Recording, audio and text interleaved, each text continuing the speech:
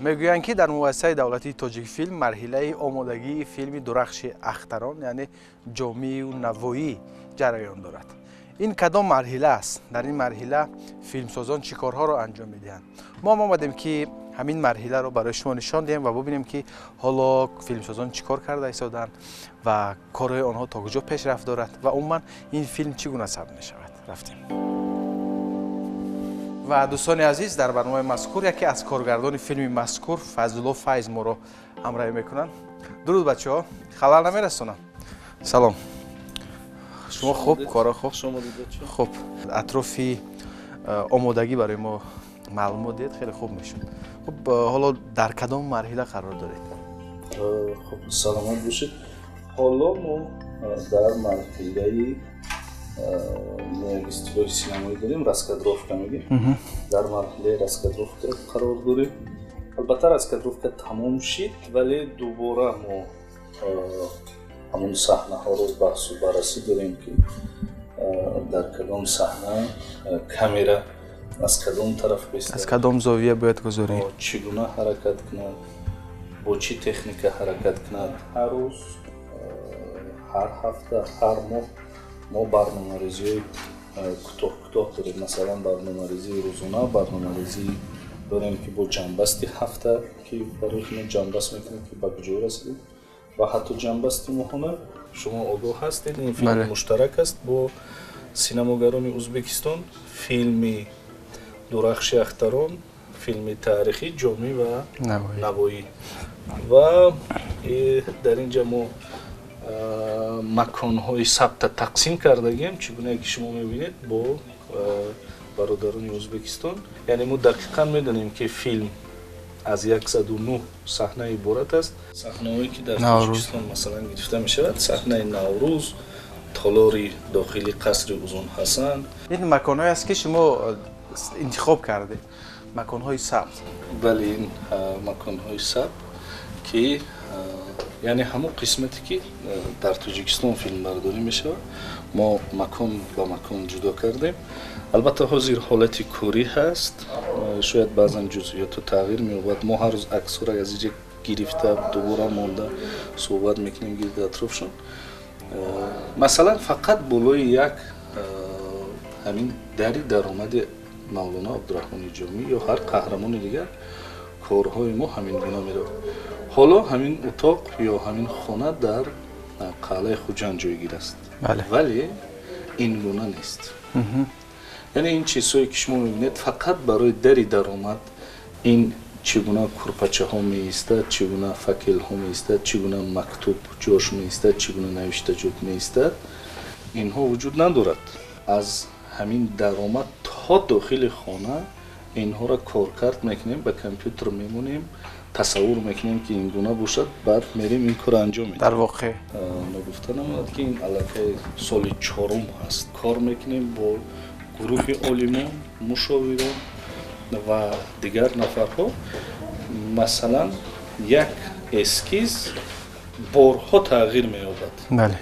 این شاید نمونه دهماشون باشد. حتی فیلمنامه ما در همین وضعیت بود که حاضر ما به خلاصه آخر رسیدیم. نمیشه این پرده رو باز کنیم؟ چی است؟ نه، این پرده کاری مخفی است. یکم حالا بله مخفی است. و خاطر اینکه این شما زیر پرده میبینید عکس ها است، عکس های هنرمندا است. نمیشه که آشکار کنید کی هستن، کیا بازی میکنن، در نقش جامی کی بازی میکنن؟ در حال حاضر ما یک صحبت های دیگر راستیگه بولاشون داریم، یعنی انتخابی آخران هنوز یعنی انتخابی 100% نشده است. بله، ولی ما برای یک نقش الکی 4 پیشنهاد، 5 پیشنهاد، 2 پیشنهاد، 3 پیشنهاد داریم و حدودی مثلا الکی 90% شاید هنرمندا برای ما انتخاب شده است. منظر حالا یکی از هنرمندا اومده بود برای انتخاب لباس که سلام منظر با او کار مشغول بود. یاوری کارگردان هستن؟ نه، منظر علی کارگردان هستن. حالی ما یاورا را پیوست کردگی نیستیم. در گروه کارگردانی با ما هست منظر و ما بیشتر از روی برنامه ریزی که منظر انجام میتید کارا پیش میبریم که مثلا این هفته برنامه ریزی ما چی هست، дар умум дар моҳ бояд чӣ корро анҷом расонем ё имрӯз то бегаҳ чӣ кор бикунем. Як ба қавле мо ина як коргардон барномариз мегӯем ки бештар бо барнома сару кор дорад ва бештар бо ҳунармандо сару кор дорад ва бештар мудирияти гурӯҳ дар дасташ ҳаст ки кадом гурӯҳ ба чӣ корҳо машғул бошад. барои кор мо халал намерасонем. шумо кортонро аҷонтед. ташаккур. инҷо чӣ гуна ки шумо мебинед гурӯҳи реквизит аст. реквизит ҳамун ашёҳое ки дар саҳна гузошта мешавад. бачаҳо инҳоро худшон ба даст месозанд. мо барои ино бачаҳои расом эскиз пешниҳод метиҳанд. аз рӯи эскиз ки дар ҳар саҳнаи мо барои ҳар қаҳрамони мо дар хонаш чӣ реквизит лозим аст месозанд ва рангсозӣ мекунанд, ба ҳамон давр мутобиқ мекунанд. масалан ҳаминоро месозанд. шумо аз чизо шумо мебинед дохили ин утоқ шед ҳамин бачаҳое ки мебинед мана ҳамин гурӯҳи аз бачаҳои реквизит ҳастанд ки ҳар рӯз масалан ози яке аз толора кор кардесам ки бояд яъне инҷо шумо аксҳоро гузоштед ки барои шумо чӣ лозим аст.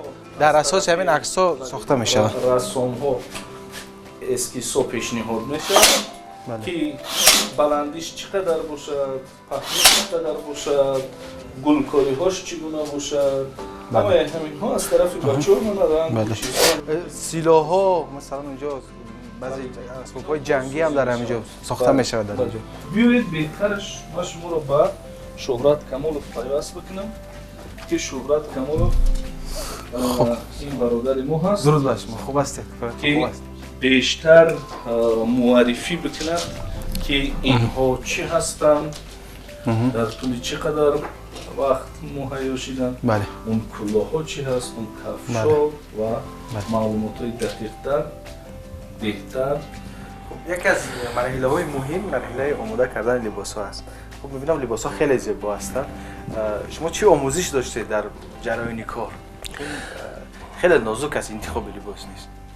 خب ما سرحال با کارگردان همه این رنگ های و همه این مقصد متاهای وقتی که انتخاب میکردیم در مرحله یعنی که تیاری برای اسکیز ها ما صحبت میکردیم هر روز تا این جانب هم صحبت داریم. بعد لباس های آماده کردیم در این مؤسسه تاجیک فیلم بوده است چند جای دیگر متاهای از مملکت ترکیه، ایران، ازبکستان خریداری کردیم و آوردیم در همینجا یعنی که دختن این آماده کردیم. این لباس های شاعرای درباریان یعنی که در دربار بودن نقشایی که لحظوی ان از آنی همونان اینا. بعد اینجا هست از آنی وزیرها هست مثلا این لباسی وزیری است که یکی از وزیرهای درباریان این لباسی وزیری است که هم 2 قبط 3 قبط مقصد همون دور زمان هم خیلی لباسا میپوشیدن 2 قبط و 3 قبط میپوشیدن. از این پای افضال ها ما 450 عدد آماده کردیم فقط مردانه و زنانه و کودکانه برای قهرمانای اساسی ما اونا هم فرمایش دادیم. اینا فقط برای وین برای مردمی که یعنی گفتم که نقشه لحظوی و دیگر اصلا برای نقشه لحظوی شما آماده کردید حاضر انا برای اینا هم همشون برای نقشه های بیان یعنی که لحظوی عادی و بازار. بله چند لباس برای همین فیلم آماده میکنید؟ شماره لباس ها معین؟ شماره لباس ها 120 نفرن اون قهرمانایی که ما 2 بار و 3 بار یعنی روی اکران میبینیم اونا همین قدرن لیکن در مجموع 1200 1300 لباس آماده میکنیم. خیلی کلاها هم همین گونه که ما همه با همون ابرازها و با همون چیزها از مینیاتورها دیده از مینیاتورها دیده این برای بچه‌ها است یعنی کودکان این برای مثلا درباری‌ها هست با اینجا هست داریم برای مثلا مردم عادی که اون طرف به هست اینا برای بچه‌ها هستن برای کودکان. من فکر منبع‌های اساسی شما همون عکس‌های بهزاد است. چون زمان رو تصویر میکرد تو میگونه مثلا معلومات هم هست که وقتی که در دیوار بهزاد نقش رو تصویر میکند، یک نفر منظره واقعی گمان کرده در دیوار برمی‌آورد. یعنی همین گونه نقاشی واقعی بهترین. تشکر زیاد به شما خبر نمیرسونم، میدونم که حالا کارتان خیلی زیاد است. ما حالا از اتاق‌های دیگر دیدن میکنیم، میبینیم که اونجا چیکار کرده است. سلامت باشید، خوش آمدید. تشکر، سلامت باشید. لباسایی که دیدید آماده شد در اینجا آماده می شود. بله، در اینجا دوخته می شود و این مثل یک کارگاه هست اینجا، مثلا پای در پای کارها انجام داده می شود. بله، شما چگونه ای که می بینید همین لباس ها برای هنرمندای ما لازم است. از روی اسکیزی که در پیش اونها هست، بله، دیده اینها مشورت کرده با اکای شهرت با ما، بله، و اینها رو آماده میکنن. چگونه که شما میبینید من در این قسم، در اون قسم و در این قسم، در این قسم هر روز این کار ادامه دارد. بله. و یک بخش دیگری از لباس‌های ما که لباس‌های قهرمان‌های اساسی ما است، از جمله عبدالرحمن جامی، مثلا کمال‌الدین بهزاد، این نقش‌های اساسی ما در یک جای دیگر با سفارش دادیم که با مثلا نقاشی‌های بیشتر و با مثلا شهامت، شکوه و شهامت در یک جای دیگر آماده می شود. مثلا این از یک قهرمان ما هست با نام ناهیده. این از همون ناهیده هست. این لباس که اکتیور دعوت کرده می شود، کیفتی و قدی و بدنی و اندازه و همه گرفته می شود و بعد دوخته می شود. این اتاق رسام پستانوف شکیفیل طاهر نظر است. تمام اسکیس ها از اینجا آماده می شود و به دست بچه ها می رسد. این طاهر نظر. شما چیکار کرده اید؟ حالا در بخش آماده کردن اسکیز های قسمت قلعه بلجوان که یک قسمت فیلم در اونجا به نام گرفته می شود. بله، چیزهایی که باید ایلوه شود. تقریبا اونجا بنیاد کرده ایستادن قلعه بلجوان، بازسازی کرده ایستادن، ولی خیلی در سطح و صفت بلند هم هست. البته بعد چیزایی که ما میخواهیم که موافق باشه با فیلم نامه، با قهرمان ها، با زمان عصر 15 و 16 همون چیزا رو ایلوه کرده استیم. اینجا استخوانه کمال‌الدین بهزاد است. بله، در فیلم کمال‌الدین بهزاد که یکی از قصه گو است و یکی از نقش اساسی را بازی میکنه و تقریبا قصه هر دومی شخصیت برجسته عصر 15 و 16 از زبان او میرود. اینجا استخوانه است. کمال‌الدین بهزاد هم از تبریز ایران رحلت میکنه اینجا، چون اینجا نقاشان بزرگ بودن به خاطر آموختن و علم و همین چیز و در سایه همین دو شخصیت برجسته، هم مولانا عبدالرحمن جامی و هم میرعلی شیرنوایی. خب این وقتی که میبینه اینا واردی استخوانه بزرگی نقاشی میکنن در داخل، بگم همون دربار. اونجا نقاشان زیاد هستن. نمونه هایی که ما در ابتدا کشیدیم میخواستیم خانه مولانا عبدالرحمن جامی تقریبا به این شکل باشد یا تقریبا به این شکل باشد، تقریبا به این شکل، یعنی چند نمونه ها را ما اینجا آماده کردیم. رسته های بازار ما که یک قسمت بزرگی بازار داریم در قلعه خوجند سال قبل تقریبا به همین نوع خانه شرقیانه حدودی 8-10 خانه ها ساختن که برای ما خیلی کمک کرد و هرچند اونجا هم با خیلی کارها میخواد که ما در اونجا باید انجام بدیم و به خاطر این اولین کارهای نمونوی هم فیلم نام دارد، فیلم تاریخی بدیعی. وقتی که فیلم هنری که گرفتی بدیعی حتما وارد میشه، یعنی یک نقطه از اصل میگیری که یک کم بدیعیت رو وارد میکنی به خاطر زیباتر شدن. به خاطر بدیعیت حتما وجود داره در اینجا. در همون حوزه‌ای که مولانا عبدالرحمن جامی و میرعلی شیرنوایی صدری محفل بودن، صدری این بهمایا بودن، در همین حوزه چنان شاعران و عالمان و نویسندگان و نقاشانی برجسته به وجود آمد که در هیچ دوره دیگری به این حد نبود. یکی از شخصیت‌های معروف هم زیدالدین محمودی واصفی بود که بسیار حادثه و واقعه‌های اصلا با چشم دیده خود نوشته است و در داخل کتابم بسیار از این منبع آمده است. یکی از سرچشمه است.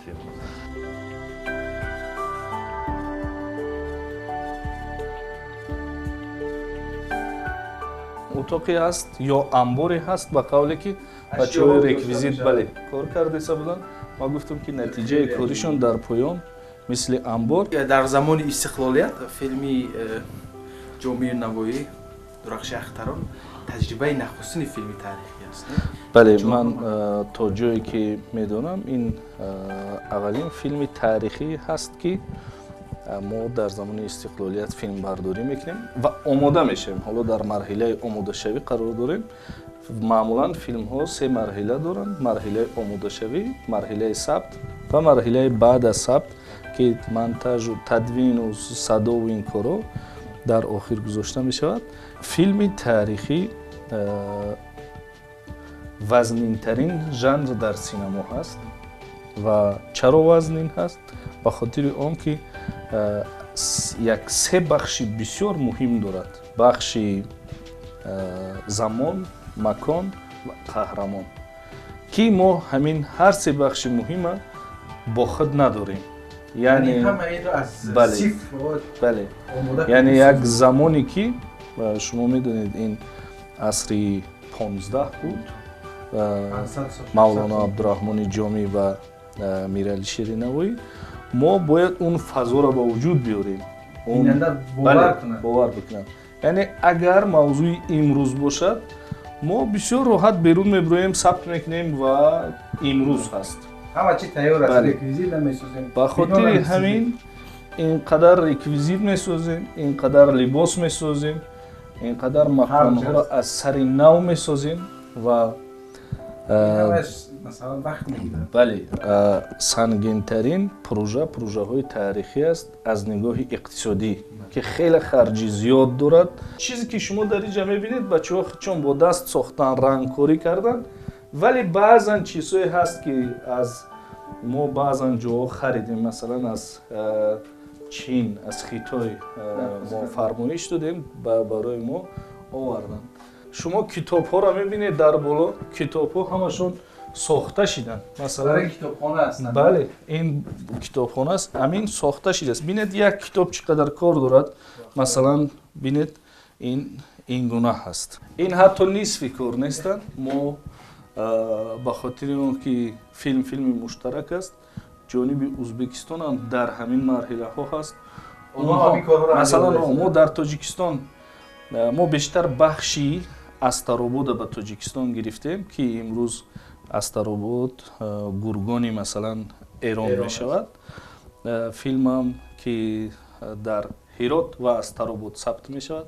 бештари Ҳирота, яъне Ҳироти имрӯз Ҳирот Афғонистон, вале мо ин Ҳирота босозӣ ва хеле аз саҳнаҳо маконҳоша дар Самарқанду Бухорову Хева мехоҳем филмбардорӣ бикунем ва қисмати Астаробода дар Тоҷикистон филмбардорӣ бикунем. ва яъне ҷониби Ӯзбекистон ҳам имрӯзҳо баробари мо бо як гурӯҳи калон омодагӣ мебинад. мо чанд бор сафар доштем, дидем марҳилаи омодагиро. бале, онҳо иҷо омаданд, онҳо ҳам хеле хуб доранд тайёрӣ мебинанд. мо ҳам ҳамчунин ва орзу мекунем ки ба зудӣ филмбардоримон шурӯъ шавад. санаи сабти филм дақиқа мешавад. мо ба зудӣ ман фикр мекунам ки ҳудуди то 1.5 моҳ 2 моҳи дигар дери дер филмбардорӣ мо шурӯъ мешавад. не 1.5-2 моҳи дигар шумо корҳои сохту созу омодагӣ ин чизҳоро, яъне мо дар ин вазъият шурӯъ мекунем ки мо вақте ки чанд саҳнаҳомон комилан омода шид, мо сабта шурӯъ мекунем. бачаҳо барои дигар саҳнаҳо омодагӣ дидан мегиранд. кор ҳамин гуна меравад пеш. боз куҷо ҳаст? боз мо мерем павилионҳои Тоҷикфилм, ки масалан дар уҷа эскизое ки шумо дидед, чӣ гуна устоҳо сохтмон доранд ва омодагӣ мебинанд барои филм. баъзи саҳнаҳоро бале, аз сифр месозед. бале, месозем. мерем. чӣ тавр ки гуфтем, инҷа павилиони муассисаи давлатии Тоҷикфилм ҳаст. як майдони филмбардорӣ. бале, инҷо бояд ба майдони филмбардорӣ табдил ёбад. мо чӣ гунае ки шумо дидед эскизое ки бояд созем, бале, ин эскизҳо ҳаст ки масалан қарор аст ки ҳамин эскизҳо ҳамин ҷо сохта шавад. қарор аст ки ин эскизҳо дар дохили муассисаи давлатии Тоҷикфилм сохта шавад. хушбахтона мо як манбаи бисёр қавӣ ва хуб дорем.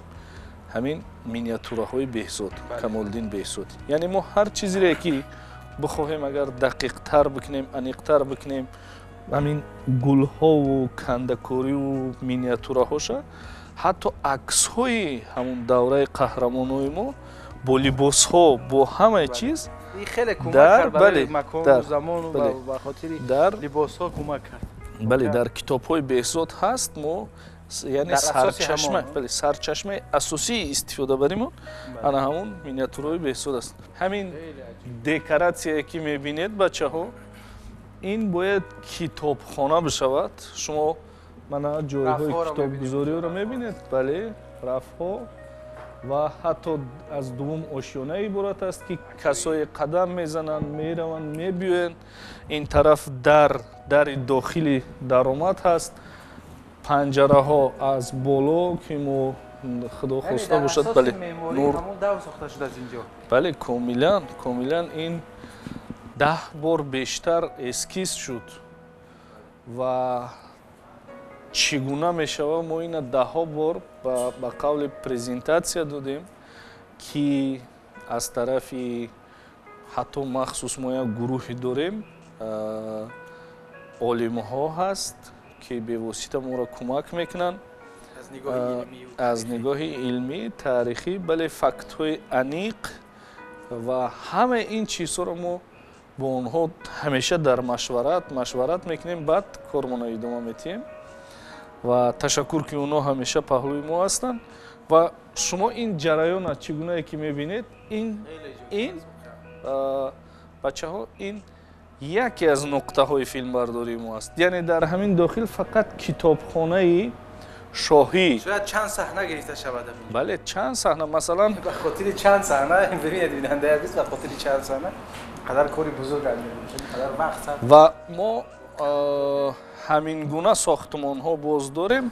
در پهلوی همین ما میخواهیم استاخانه کمال‌الدین بهزاد بسازیم. با در پاویلیون دیگری ما نیت داریم که تخت یکی از شاهزاده ها را بسازیم.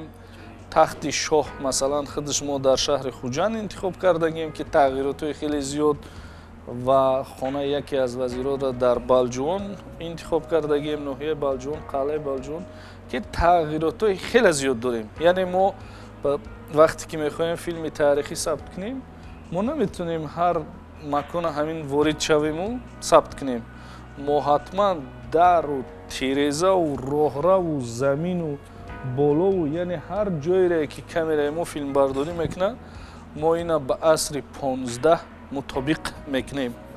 همون فضا را و همون زمان را با وجود میاریم. در حال حاضر جزئیات بیشتر نمیخوام بگم.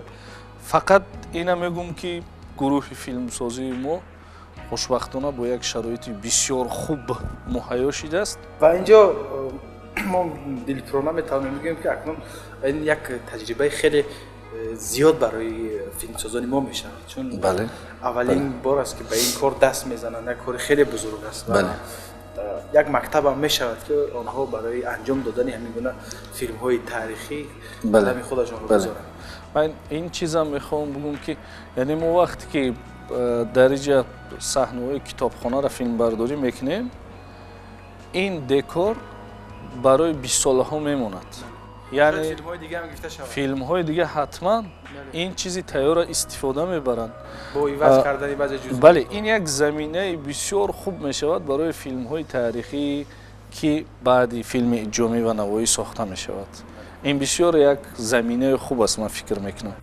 در عموم دوستان عزیز ما رو یک فیلم خیلی خوب، یک فیلم تاریخی خیلی جالب انتظار است و ما بی‌صبرانه انتظار اونیم که این فیلم زودتر نوار گرفته شود و پیشنهاد بیننده گردد و هم یک فیلم تاریخی می شود که از آن ما آموزش میگیریم و هم میتواند که در آینده معرفیگر سینمای ملی ما در عرصه بین المللی باشد.